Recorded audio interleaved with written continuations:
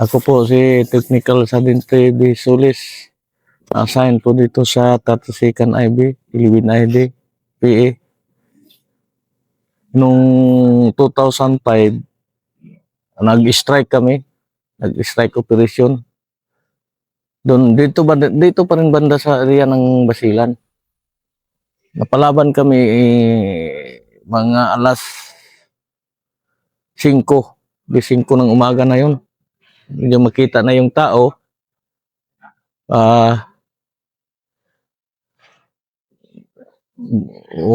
Umalis kami sa batalyon ng madaling araw. Hindi ko makamali, mga alas 3 kami umalis doon sa batalyon namin papunta doon sa area. Yun na nga, dahan-dahan na kami naglakad papunta doon.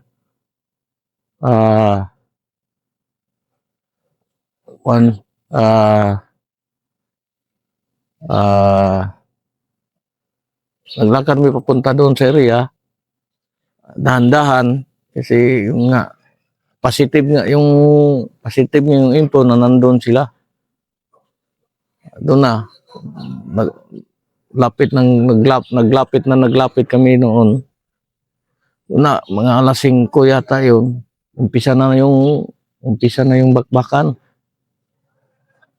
Hindi na kami nakakain kasi hindi ka makakain sa putok. Maraming putok. Nakuha na kami, may nasugatan na sa amin na dalawang opiser. Nauwiya na sila. Tapos pagkahapon, mga hapon na yun, yung kasama namin na yun, ang IP naman na isa, dito natamaan siya sa banda sa may liig. Buti nga hindi na puruhan yung kuan niya, yung panit lang ng dito sa liig niya. Pati yung guide namin na civilian, natamaan na rin sa paa. Hindi na rin makalakad. Putok, nag-continue yung putok. Walang agahan, walang hapunan. Hindi ka man makakain kasi grabe mang putok. Tubig na lang. Biskwit. Naubos na yung biskwit. Ubos na yung tubig. Wala na. Hanggang hapon na.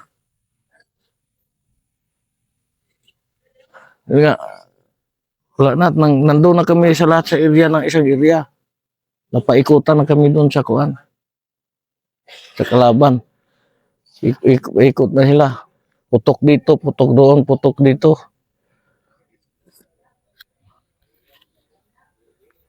Grabe nangyari buong araw.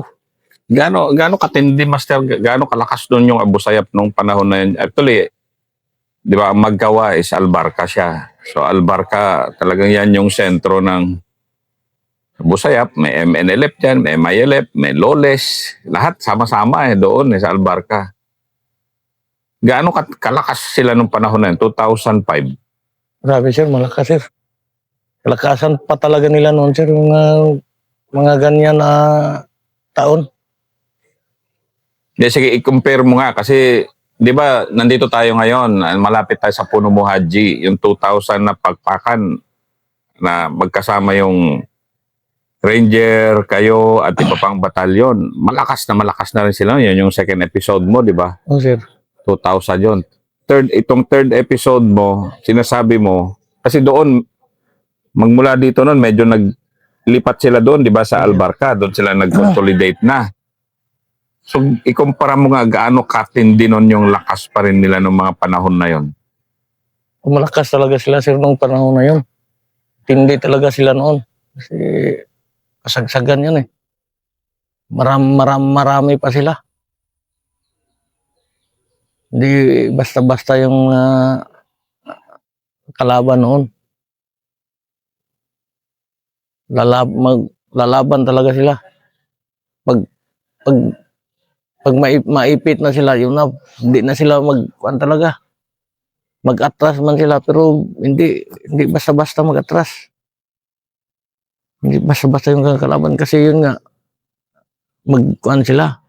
Magdami sila kung mga kalating oras, isang oras na pukpukan, magdami na sila. Hindi na, yung nakalaban mo, hindi na yun. Marami na sila. Yun nga, kasagsagan nila noon. Grabe kalakas sila noon. Pero yun nga, hindi pa rin sila mananalo sa sundalo. Pero pakiano mo nga, Master, pakikwento mo nga kasi yun nga, galing nga kami doon, kina Vice Mayor Tokong doon. Ikwento mo nga yung ano noon kasi papasok pa lang. Kasi yung Albarca kasi dating ano yan sa tipo-tipo yan na ano yung tipo-tipo kasi naging Oh, sir. kung Kayapukan, tapos naging Albarca, tsaka tipo-tipo sa tatlong bayan na. Yun yung Albarca, yung sa tatlong yan, sobrang notorious kasi papasok ka pa lang doon. Di ba? Ikwento mo nga muna yung gaano kadelikado yung Albarca ba? Yun nga, sir. Gaano kadelikado? Yung yung Kayapukan noon, sir, yun man ang tipo-tipo talaga. Oo. Tapos, galing kami ng batalyon, papunta sa Magkawa, kung may Busay mag-uwi lahat man yun sa, Ha? mag-uwi man sa amin, hatid sundo talaga yan. Mm. Kahit 3 o 5 lang na sundalo, isang platon talaga yung maghatid niya papunta doon sa, galing Magkawa, papunta doon sa batalyon namin noon sa tipo-tipo. Ganong ka, ano, no? Ganon Kasi- katindi. Nakasama ko pa nakapunta pa yung misis ko noon doon sa Magkawa, sir. Buti hindi na ano yung misis mo. Gaano Kasi, ka... naglakad, pati siya, sir, naglakad papunta doon sa Magkawa, sa CP namin, sa kumpanya. Kasi ngayon nga, noon rough road pa yon. Eh, sir. Ngayon kasi kahit pa paano sementado na. Sementado Pero na, sir. wala pang isang buwan, 1 month ago, may naambos doon din. Sa dinaanan namin. Yes, sir. Ganon siya katindi eh. Ganon siya kanotorious. Kaya nga, sir. Di ba yung Valentin Detachment doon Yun ang pinansergeant namin, sir. si No. Valentin. Eh, sir, dalawa sila, sir. Yung isa nakatakbo, sir. Ikwento mo nga kasi Master yung, sige, ano tayo, tapos Yung- babalikan natin ang encounter mo. Paano namatay si Master Valentin? Yun nga, sir. Kasakuyan dito yun sa Puno Muhaji kami, sir. Mm. Nakuha na namin yung Puno Muhaji. Mm. Yun nga, uwi sila. Nagsakay sila ng... Nakasama siya. Di, Kasama sir. siya sa Puno Muhaji. Di, sa kumpanya lang, sir, sa Magkawa. Oo. Nag-uwi sila, nagsakay sila ng motor, sir. Mm. Yun nga, sir, inambos, kuhan sila. Tinambangan sila. Doon sa hill na yon. O, yun sa hill na Kaya yun, sir. Valentin Hill siya. Galing kami Kaya nga, doon sir. Yun nga, sir, may kuan man yun siya, sir. May sing-sing dito, sir, sa kamay na medyo malaki-laki din. Ano, no? Yung sing-sing niya, sir, na parang Chinese gold yata yun. Hmm. Hindi man makuha sa kalaban. Yung nagtambang sa kanila, sir, pinutol yung kamay na, sir. Pero natamaan na, sir, patay na siya. Yung isang kasama namin din, yung kasama niya, nakatakbo pa papunta doon sa batalyon. Kasi ang lapit-lapit eh. Kaya nga, sir, Kumbaga, malapit na, sir. Yung nga, sir, yung hindi pa yun tapos na yung namatay si late Master Valentin, yung naghatid ng tropa, sir, napalaban pa. ganon. Doon sa di pa may spillway doon, sir, pag ganyan. O yun, doon Oo. yung nagka-ambos. Dito banda sa taas, sir. Napalaban din yung galing ng hatid ng mag-uwi. Ganong katindi na, ano yun ha, 2005 yun, ngayon 2025. Ano pa rin doon? Ganon pa rin. Pagpunta namin doon, daming armado talaga. Hindi mo alam kung kaninong grupo eh. Baga, okay talaga dito sa Magkawa. Pero, dinala mo pa rin si misis mo doon. Kung sumama mo siya, gusto man siya magpunta doon. So sige, sama ka. Di, sumama siya, sir. Yung nakarinig na siya ng putok ng 60 mortar, Hmm. ako man yung tagahulog noon, sir. Hmm. Parang corporal na yata ako noon, Pepsi pa. Di, ako mang tagahulog ng bala ng 60 mortar. Eh, malapit lang sa barracks. Hmm. Sabi niya, pag may mag-uwi na ako. Grabe, hindi tayo makatulog dito. So, May mga ano kasi, may mga misis kasi kung minsan gustong samahan yung kanilang mga asawa sa frontline. Pero yun nga, kung matikman nila yung ganun na mundo, medyo doon nila maintindihan ano yung klase ng trabaho ng asawa nila ba. Ayun eh, yun, medyo lalo na doon pa, Albarca. Kasi doon, sama-sama talaga doon, magkakasama lahat. Ang mga... Pero nung panahon na yon, daan-daan pa rin yung Abu Sayyaf, di ba nakalaban Sir. nyo? Marami pa sila, sir. Ngayon, na-interview ko na nga yung iba eh. Sa totoo lang eh. Sina Ibs Fernandez, sina NJ. Pero, yung encounter nyo nga, mas i-detalye nga natin kasi yun malaking encounter kasi yun ng 32nd dito sa Basilan, di ba? Malaki siya eh. Na, ano ka pa rin nun? Tubo ka pa rin? Dalo mo dati? Sir, 2 o 3, sir. 2 o 3 ka na. Oh, sir. O sige, ano nga natin, mas i-detalye mo nga para mas maintindihan pa ng nanonood kung yung klase ng terrain doon. Yung terrain noon is paganyan talaga. Mm. Pataas, pababa, pataas na naman. Tapos may normal, yung may na daanan, may maganda rin na daanan. Tapos paganyan na naman. Papataas, pababa. May maganda naman na daanan din. Pero karamihan, up dahil, down dahil. Yung niya, yung daanan doon. Lalo na sa daanan nga doon, galing doon sa tipo-tipo papuntang Magkawa, paganyan na eh. Up dahil, down dahil na. Pero ikumpara sa mga bundok ng Kalinga, ng mga Ifugao, yung mga bundok dito, hindi ganun katataas. Ay, medyo maganda rito, sir. Dito, sa amin kasi ng mga sundalo, yung maganda na bundok, yung medyo rolling bang ba, hindi mataas, hindi mababa, yung bang kung bagbagan, may cover. Okay. At saka hindi masyadong pagod maglakad kasi nadedehado kasi kami kung minsan, dami-dami mong dala, pag bagbagan na, pagod ka. Diba? Ganun yung natin eh. Pero ikaw noon, talagang tubo yung dala mo kasi, pero magaling sa tubo yung kalaban dito. Oh, sir. Automatic fire sila ng tubo dito. Marami din silang tubo, sir. Ang tubo, ang tinatawag namin na tubo, yun yung M203. Sige, Master, detalye mo nga. Detalye natin yung buong encounter na yun. Kung pangyayari noon, sir, pasalamat din kami, sir, nung hapon na, sir. Dumating yung nag-reinforce yung armor, sir.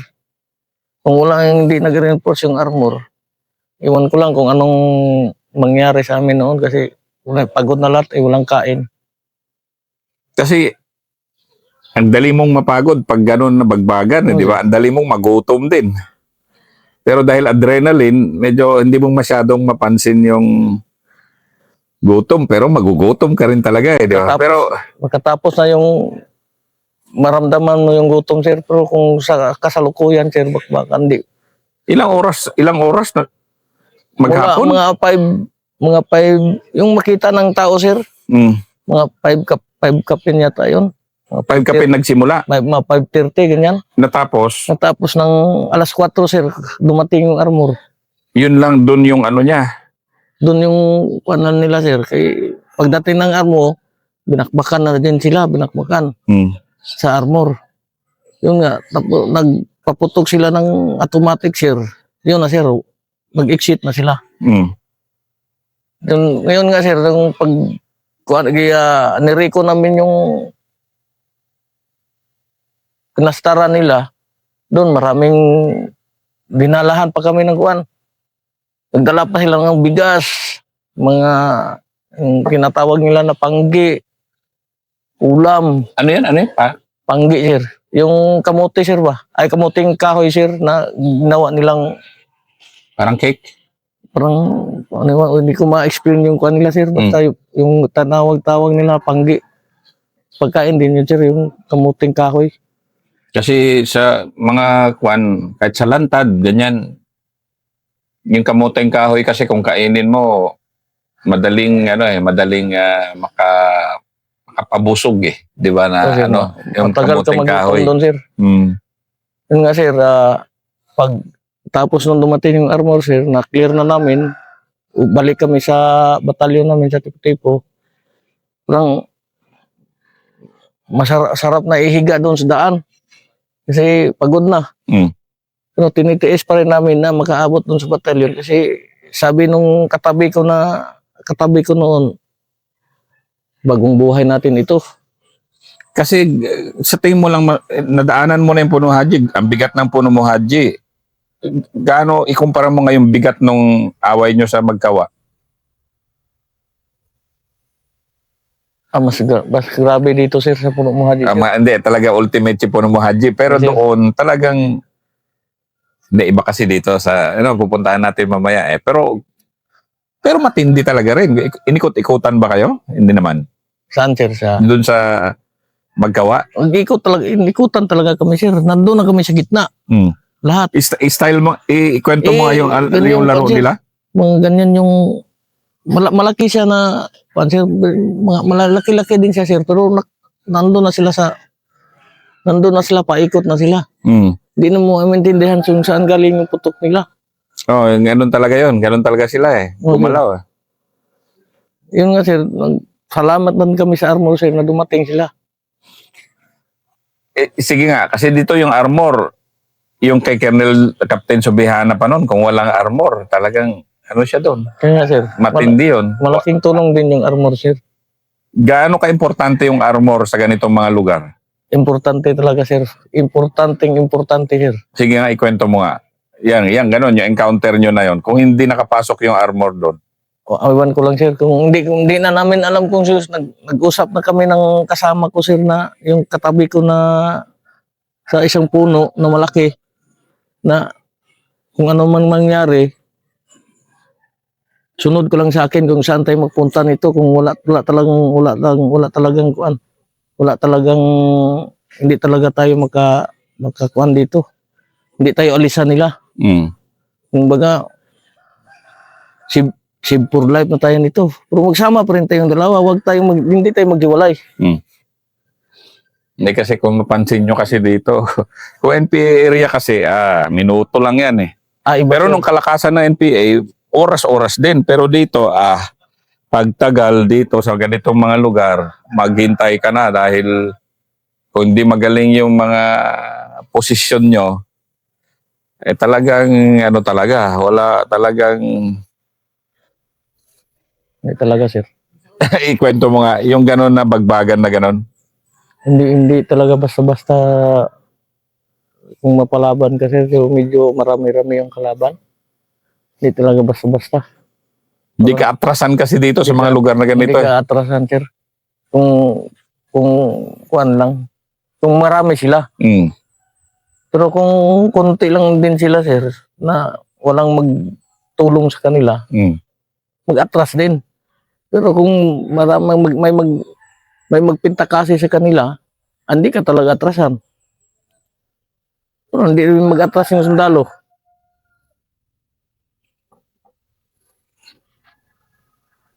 Kasi umatras ka dito, pugot ulo ka naman dito. Wala, sir.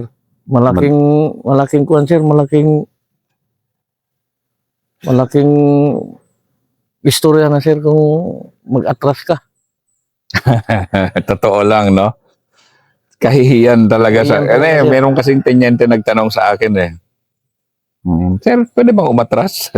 Sabi ko, napaisip ako kasi wala sa bukabularyo natin yung atras eh, di ba? Pwede ka mag-reposition, no? Di ba? Lipat ka ng kabilang posisyon, pero yung umatras ka parang hindi pwede.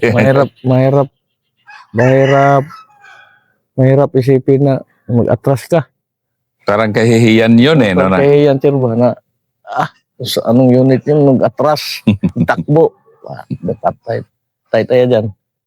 Itong Daredevil, wala pang ganyan. Wala pa sir, hindi. Mula nung na-assign ako dito hanggang ngayon sir, hindi pa ako nakaranas ng ganyan sir dito sa unit na to sir. Wala pa napugutan na ulo dito. Wala sir. Okay Kasi lahat ng unit na dumaan dito, talagang meron. Wala dito sir. Pati Sulu.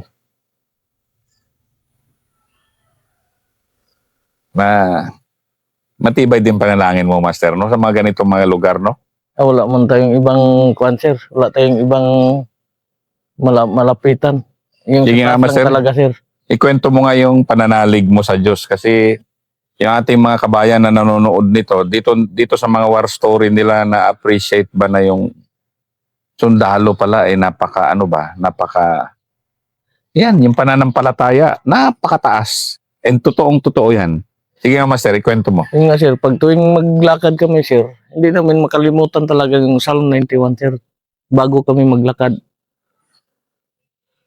Yun talaga yung kuan namin sir, pag maglakad kami sir. Kuan talaga namin yung Psalm 91 sir.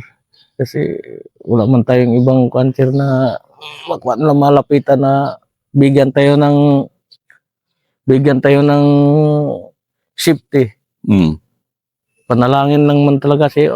Yung iba sir, may mga medyo may gamit sila na sir na mga kuan, pero iba pa rin yung panalangin natin sa taas sir, na pananalig natin. Kasi kung wala kang pananalig sa Panginoon, iwan ko lang kung anong kuan dyan sir. Ikaw. Ako sir, hindi ko talaga makalimutan bago maglakad sir na yung sa sarili, magdasal ako sa sarili ko lang sir. Sarili ko na sana, pag maglakad kami,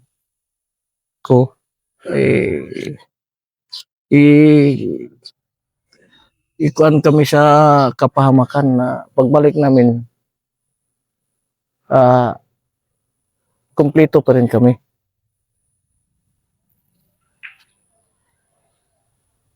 Pero dito, Master, sa ganitong lugar, unit, meron din yung kultura ng may dala-dala. Mayroon sir. Ikwento mo nga rin. Kasi kung minsan, marami rin naniniwala, marami hindi naniniwala. Pero kasi nilalabas ko yan dahil ako naniniwala. Marami man din sir. Ikwento mo nga, yung Marami ganun na din, sir. tibay din, na nakita mo rin Nakita ko na rin sir, matibay talaga sir. So, yun nga sir. Yun nga yung kasama namin sir, yun si Sarding Sarian. Doon nakita ko, hindi talaga